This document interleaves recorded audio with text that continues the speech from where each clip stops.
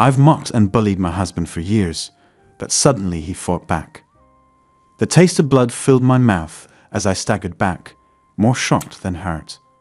My husband, my docile, pathetic husband, had just struck me.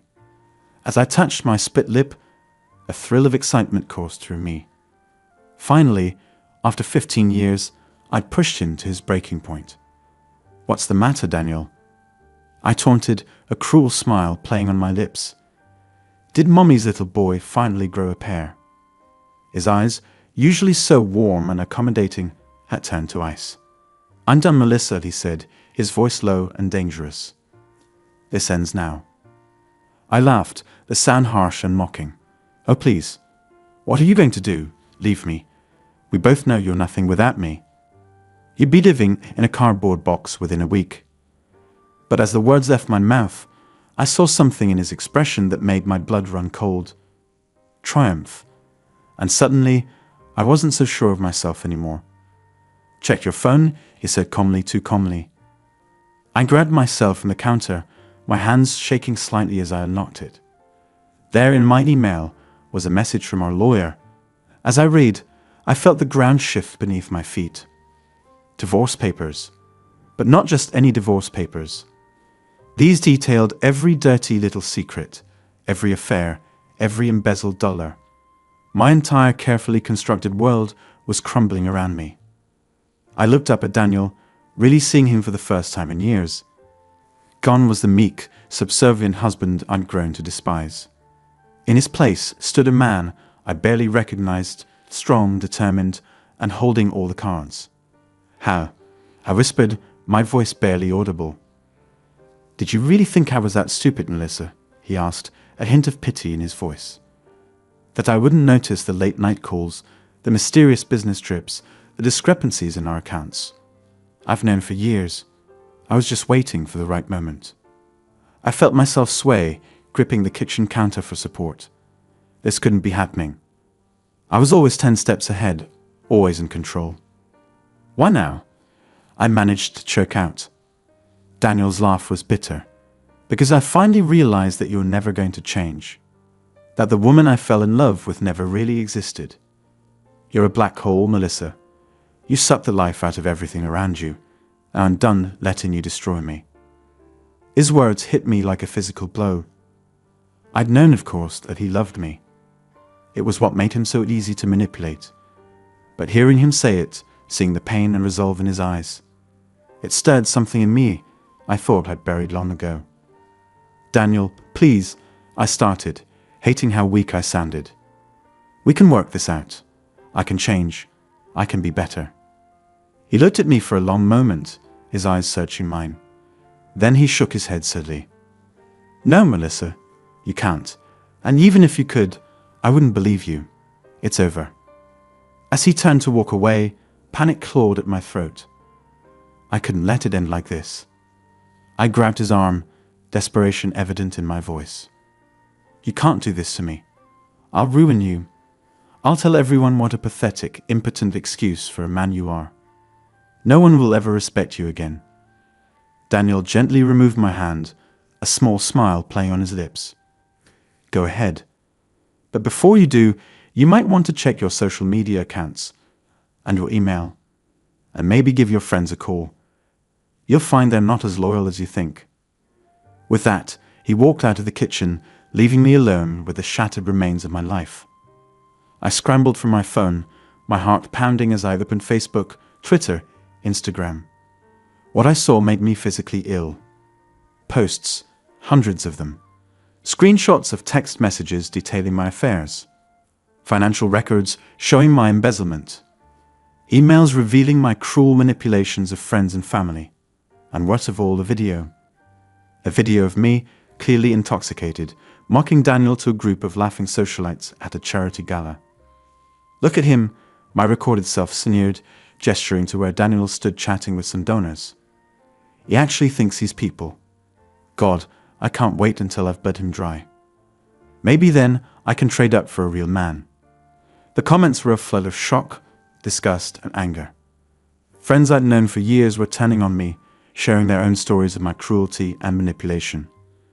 My carefully cultivated image was being torn to shreds in real time. I sank to the floor, my legs no longer able to support me. How had it come to this? How had I let myself become this person? As I sat there, surrounded by the wreckage of my life, memories began to surface. Memories I'd suppressed for years of the person I used to be before ambition and greed had twisted me into something unrecognizable. I remembered the day I met Daniel, fresh out of college and full of dreams. He'd been so kind, so genuine.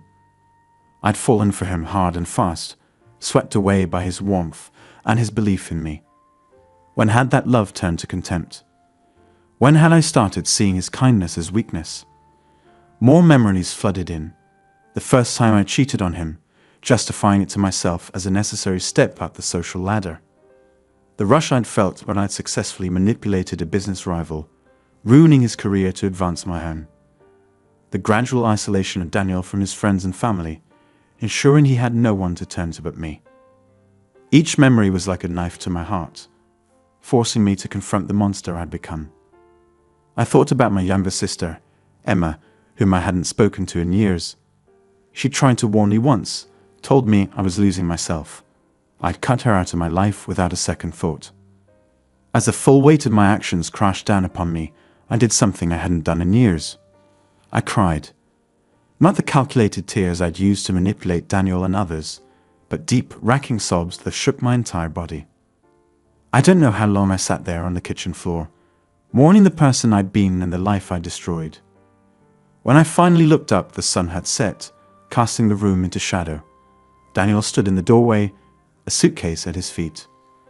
"I'm leaving," he said quietly.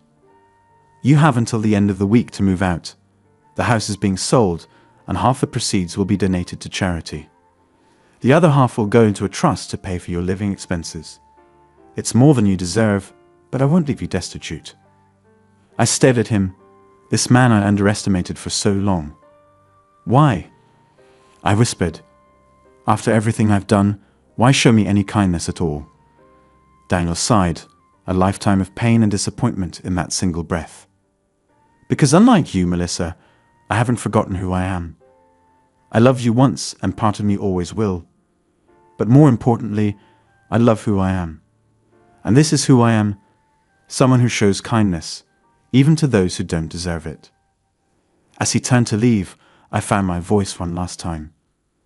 "I'm sorry," I said, the words feeling foreign on my tongue.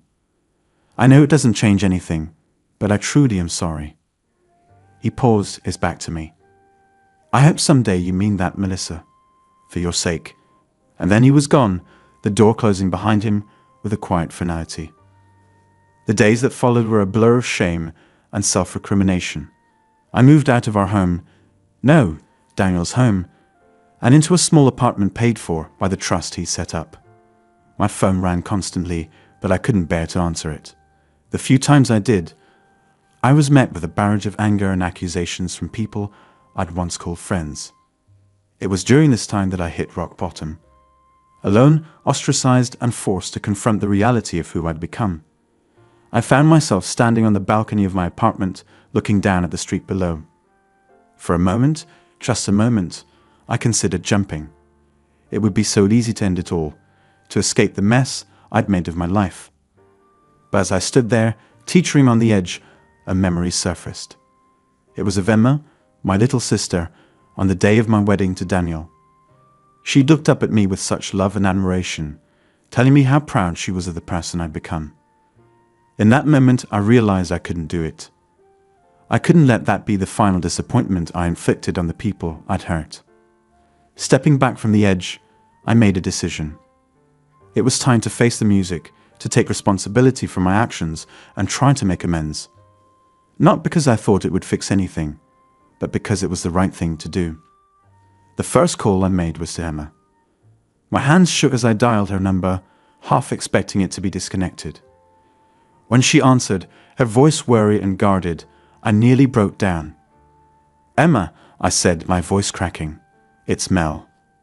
I need help." There was a long pause, and for a moment I thought she'd hung up. Then softly she spoke. "It's about time, sis. Where are you?" Emma arrived at my apartment a few hours later. When I opened the door, she gasped, her hand flying to her mouth.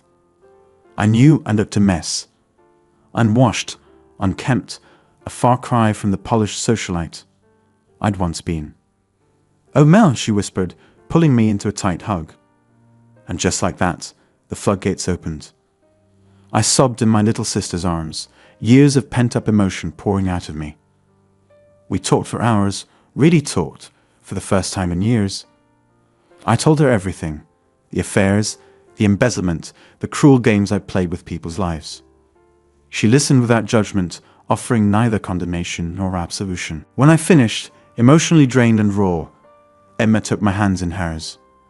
"Mel," she said gently, "you've done some terrible things. But the fact that you can see that now, that you want to change, that's the first step.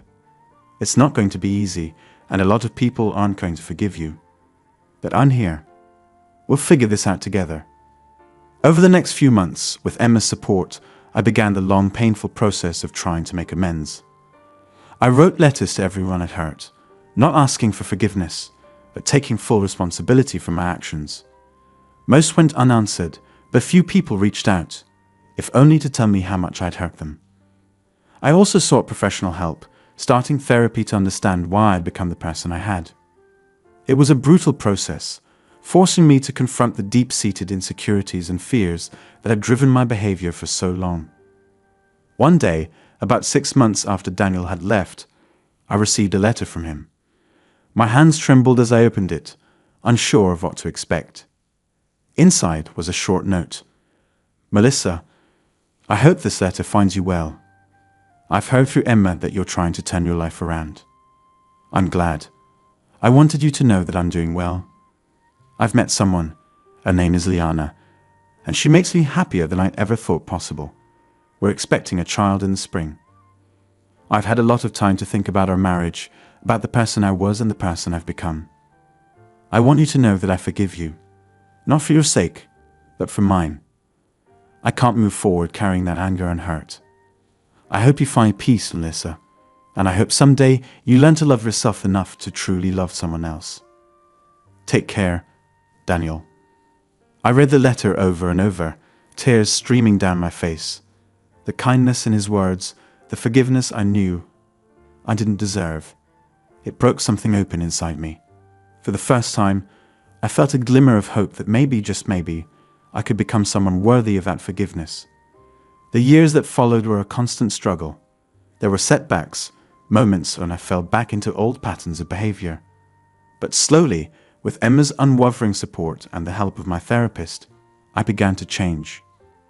I started volunteering at a local women's shelter, using my business skills to help women escaping abusive relationships find employment and financial independence.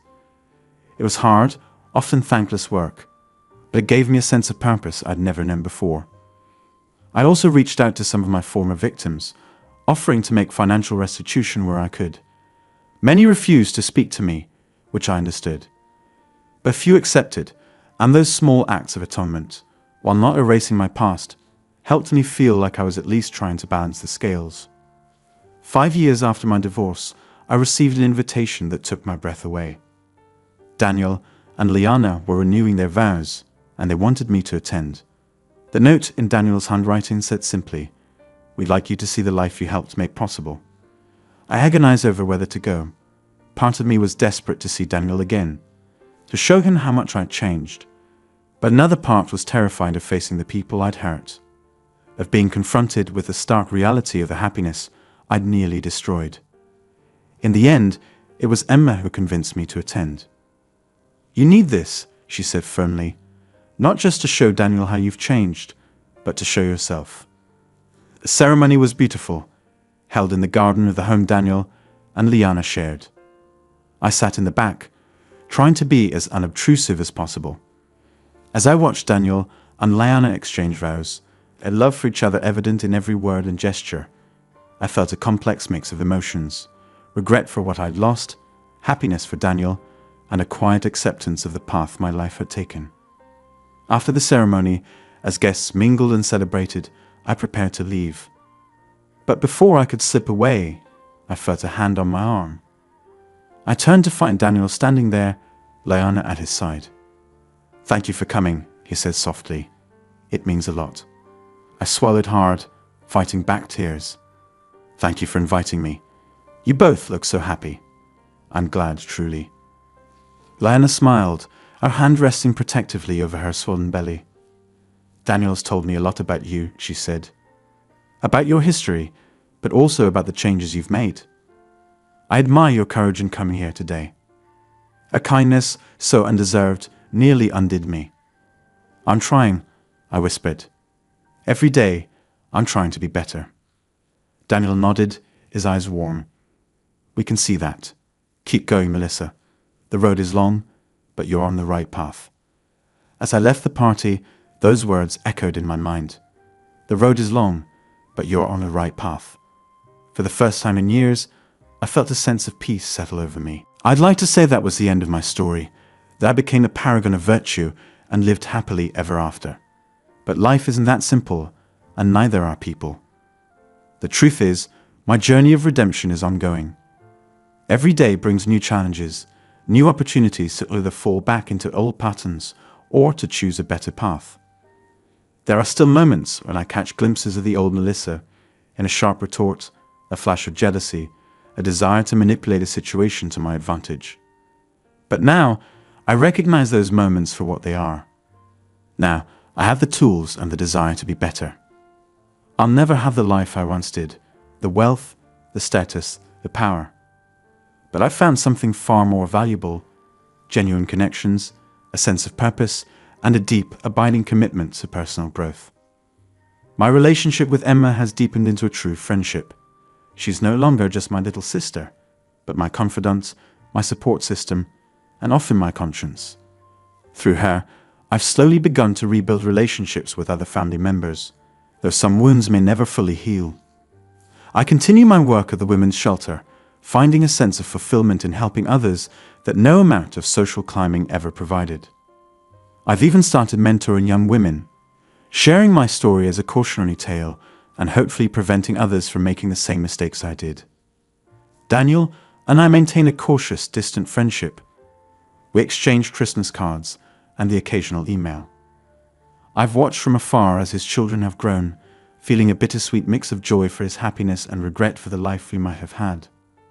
As for romance, I've had a few relationships over the years, but nothing lasting. I'm still learning how to be vulnerable, how to love without trying to control or manipulate. It's a slow process, but I'm hopeful that someday I'll be ready to truly share my life with someone again. Sometimes, late at night, I think about the woman I was. The one who walked into a marriage seeing it as nothing more than a business transaction, who spent years tearing down the man who loved her. And I mourn for her, not for what she lost, but for what she never allowed herself to have. But then I think about the woman I'm becoming, the one who's learning to give without expecting anything in return, who's slowly earning back the trust and respect of the people she once hurt. As I continued on my journey of self-improvement, life threw me another curveball. It was a crisp autumn morning when I received a call from Emma. Her voice was tight with worry as she delivered the news. Our father had suffered a severe stroke. He was in the hospital, his condition critical. The news hit me like a physical blow. Our father, once a pillar of strength in our family, now lay vulnerable in a hospital bed. Despite the years of estrangement, the thought of losing him was unbearable. "I'm on my way," I told Emma, already throwing clothes into a suitcase. The drive to our hometown was a blur of memories and regrets. I remembered the last time I'd seen our father, at a family gathering years ago. I'd been in full socialite mode, brushing off his attempts at conversation, too focused on networking to spare time for family. The shame of that memory burned in my chest. When I arrived at the hospital, Emma was waiting for me in the lobby. Her face, usually so composed, was etched with worry. She hugged me tightly, and I felt a lump form in my throat. How many times had I taken her unwavering support for granted? "How is he?" I asked as we made our way to the ICU. Emma shook her head. "Not good. The doctors, they're not optimistic." As we entered his room, the sight of our father, small and frail in the hospital bed, nearly brought me to my knees. Tubes and wires ached around him, the steady beep of monitors a grim reminder of how precarious his condition was. I approached the bed hesitantly, guilt washing over me in waves. How many years had I wasted, too caught up in my own selfish pursuits to make time for the man who had raised me? Taking his hand gently, I whispered, "I'm here, Dad. I'm so sorry it took me so long." Over the next few days, Emma and I took turns sitting with him. We talked to him, read his favorite books, and played the classical music he loved. The doctors were unsure if he could hear us, but we clung to the hope that somehow our presence was reaching him. During the long hours in the hospital, Emma and I talked more than we had in years. She told me about her life, her struggles, her triumphs, the parts of herself she'd kept hidden to avoid overshadowing me. I listened with growing shame, realizing how self-absorbed I'd been, how little I'd known about my own sister's life. On the third night, as I sat alone with our father, holding his hand and watching the rise and fall of his chest, something broke inside me. The walls I'd built, the persona I'd crafted, it all came crashing down. "I'm so sorry, Dad," I sobbed, clutching his hand. "I'm sorry for everything. For pushing you away, for being so selfish, for wasting so many years. Please, please don't go. I need a chance to make it right." As if in response to my plea, his fingers twitched in mine. My heart leaped into my throat. "Dad," I whispered, hardly daring to hope. Slowly, painfully, his eyes opened. They were unfocused at first, but then they found mine. And in that moment, I saw something I hadn't seen in years: recognition and love. "Mel," he croaked, his voice barely audible. I burst into tears, overwhelmed with relief and regret. "I'm here, Dad. I'm here, and I'm not going anywhere." The road to recovery was long and difficult. Our father had to relearn how to speak, how to walk, how to perform the most basic tasks. But Emma and I were there every step of the way, tag-teaming his care and rehabilitation. During this time, I put my life in the city on hold. I took a leave of absence from my volunteer work and moved back into my childhood home to help care for Dad. It was strange being back, surrounded by memories of a life I'd left behind. As we worked together to help our father recover, Emma and I grew closer than ever. We laughed over old family photos, cried over missed opportunities, and slowly began to heal the rifts that had grown between us. One evening, as we sat on the porch watching the sunset, a daily ritual we'd established during Dad's recovery, Emma turned to me with a serious expression. "Mel," she said softly, "I need to tell you something." My heart clenched, fearing bad news about our father's condition. "What is it?" She took a deep breath. "I'm pregnant." For a moment, I was stunned into silence. Then, a smile spread across my face. "Oh, Emma," I breathed, pulling her into a hug. "That's wonderful news." As we embraced, I felt a complex mix of emotions: joy for my sister, excitement at the prospect of being an aunt, and a twinge of regret for the family I might have had with Daniel. But I pushed that last thought aside. This moment wasn't about me or my past. It was about Emma and the future she was building. "Tell me everything," I said, settling back into my chair. "How far along are you? Does Dad know?" Emma laughed, her hand resting on her still flat stomach. "About 8 weeks. And no, you're the first to know." I wanted to wait until Dad was a bit stronger before telling him. As she filled me in on the details, I found myself truly listening, truly engaging in a way I hadn't in years. I asked questions about her fears and hopes, offered support without trying to take over. It was a new role for me, being the supportive sister rather than the center of attention, and I found I liked it. The next few months were a whirlwind of activity. Between Dad's ongoing recovery and preparing for the new addition to our family, there was always something to do. I threw myself into it all with an enthusiasm that surprised even me. I helped Emma research childbirth classes and pediatricians. I accompanied her to doctor's appointments when her husband couldn't make it. I'd even started knitting, a skill I'd learned during my time at the women's shelter, making tiny hats and booties for my future niece or nephew. As Emma's due date approached, we decided to throw her a baby shower. It was my first time hosting an event since my fall from grace, and I was determined to do it right. Not as a showcase of wealth or status, but as a genuine celebration of family and new beginnings. The day of the shower, as I watched Emma surrounded by friends and family, glowing with happiness, I felt a profound shift within myself. For the first time in as long as I could remember, I wasn't thinking about how to use the situation to my advantage or how to be the center of attention. I was simply happy to be there, to be a part of this joyous occasion. After the guests had left and we were cleaning up, Emma pulled me aside. "Thank you," she said, her eyes shining with unshed tears. "Not just for the shower, but for everything. For being here, for supporting me. I know it hasn't been easy for you, stepping back from your life in the city."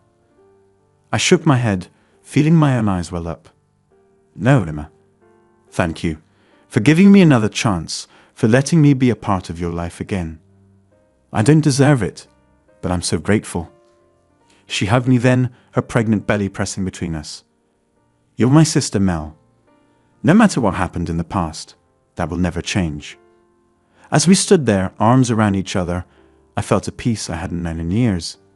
I wasn't the woman I used to be, the ambitious socialite willing to step on anyone to get ahead. But I also wasn't the bitter, angry person I'd been immediately after my fall. I was someone new, someone still finding her way, but someone who was learning to love and be loved without conditions or manipulations. The baby, a beautiful little girl named Lily, arrived 2 weeks later. As I held her for the first time, marveling at her tiny fingers and rosebud mouth, I made a silent promise. I would be the best aunt I could be. I would love her unconditionally, support her unwaveringly, and always be there for her. In the months that followed, I split my time between helping with Lily and continuing to care for our father. His recovery was slow but steady, and with each passing day, I saw more of the man I remembered from my childhood. One afternoon, as I was helping him with his physical therapy exercises, he turned to me with a serious expression. "Mel," he said, his voice stronger now, but still carrying the rust from his stroke, "I want you to know how proud I am of you." I froze, caught off guard by his words. "Proud of me? But Dad, after everything I've done?" He shook his head, cutting me off. "I know you've made mistakes. We all have. But the way you've turned your life around, the way you've been there for your sister, for me, that takes real strength. The kind of strength I always knew you had." Tears sprang to my eyes. "Oh, Dad," I whispered, hugging him gently. "Thank you. I'm trying so hard to be better." He patted my back, his touch comforting in its familiarity. "You are better, sweetheart. Every day, you're better." As life settled into a new normal, I found myself at a crossroads. My leave of absence from the women's shelter was coming to an end. I needed to decide whether to return to the city or stay in my hometown. The decision weighed heavily on me. On one hand, I loved the work I was doing at the shelter. It gave me purpose, a way to use my skills to help others rather than just myself. On the other hand, being back home, reconnecting with my family, had brought a sense of peace and belonging I hadn't realized I was missing. I was mulling over this decision one evening when my phone rang. The number was unfamiliar, but something compelled me to answer. "Hello?" "Melissa?" The voice on the other end was hesitant, but I recognized it immediately. It was Liana, Daniel's wife. "Liana," I replied, surprised. "Is everything okay?" There was a pause, and when she spoke again, I could hear the strain in her voice. I need your help." "It's Daniel. He's been in an accident." My heart dropped. Despite everything that had happened between us, the thought of Daniel being hurt was unbearable. "What happened? Is he all right?" Liana explained that Daniel had been in a car accident. He was alive, but badly injured. She was struggling to manage everything: the hospital, their children, Daniel's business affairs. "I know it's a lot to ask," she said, her voice breaking. "But you know his business better than anyone. And the kids, they're scared, and I don't know how to help them and be there for Daniel at the same time." I didn't hesitate. "I'll be there as soon as I can." I promised. After explaining the situation to Emma and our father, I packed a bag and headed back to the city. As I drove, my mind raced. Was I ready for this?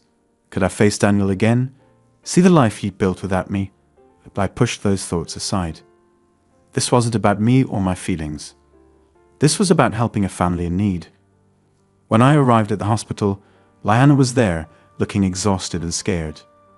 She hugged me tightly, whispering her thanks. Then she led me to Daniel's room.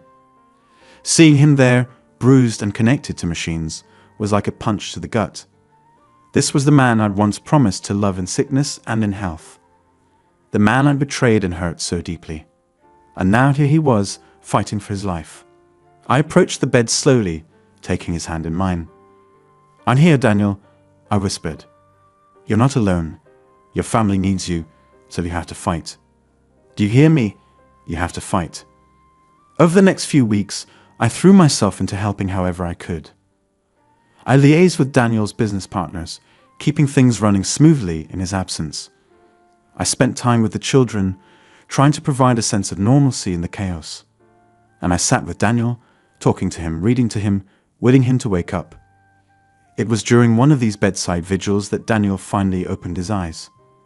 I was reading to him from one of his favorite books when I felt his hand twitch in mine. I looked up to see him watching me, his eyes clouded with confusion. "Melissa," he croaked, his voice rough from disuse. Tears sprang to my eyes. "Yes, it's me." "You're okay, Daniel. You're in the hospital, but you're going to be okay." As the reality of the situation sank in, I saw a flicker of worriness cross his face. It stung, but I understood. The last time we'd been in a situation like this, with one of us vulnerable and in need, I'd taken advantage, used it as an opportunity to manipulate and control. "Liana?" he asked, looking around the room. "She's with the kids," I explained gently. "She's been here every day. I've just been helping out where I can." He nodded slightly, wincing at the movement. "Thank you," he said softly. Those two simple words, spoken with genuine gratitude, meant more to me than any lavish praise I've received in my former life. They were an acknowledgement of change, of growth, a tiny step toward forgiveness. As Daniel recovered, I continued to help where I could, always careful to respect the boundaries of his new life. I watched as Liana cared for him with tenderness that made my heart ache, as his children showered him with love and attention. One afternoon, as I was preparing to head back to my hometown, Daniel asked to speak with me privately. My heart raced as Liana left the room, closing the door behind her. "Melissa," Daniel began, his voice stronger now, but still carrying the weight of his ordeal. "I want to thank you for everything you've done, for my family, for my business. I know it couldn't have been easy for you." I shook my head, fighting back tears. "You don't need to thank me, Daniel. After everything I put you through, this was the least I could do." He was quiet for a moment, studying my face. Then he said something that shook me to my core. "I forgive you, Melissa." I stared at him, unable to speak. He continued, "I've had a lot of time to think, lying in this bed, about life, about the past. I realize that holding on to anger and resentment was only hurting me. You've changed. I can see that now. And I forgive you." Tears streamed down my face as the weight of years of guilt began to lift. "Thank you," I whispered. "I don't deserve it, but thank you." As I left the hospital that day, I felt as though I'd been given a gift I never thought I'd receive, forgiveness, and with it, the chance to truly move forward. Returning to my hometown, I made a decision. I would stay. I would continue my work with the women's shelter, but I'd do it from here, setting up a satellite office to serve the surrounding rural communities.